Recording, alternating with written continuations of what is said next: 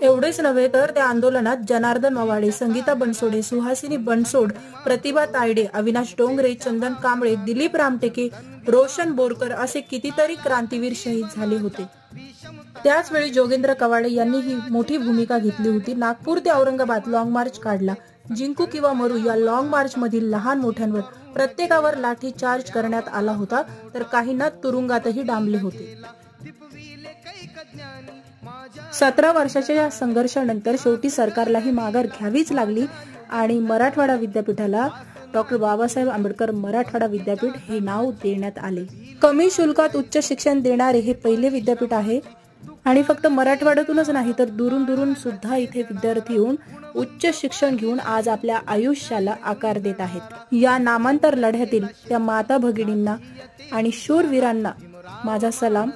तर मित्रांनो, हा होता नामविस्तार दिनामागील लढ्याचा इतिहास।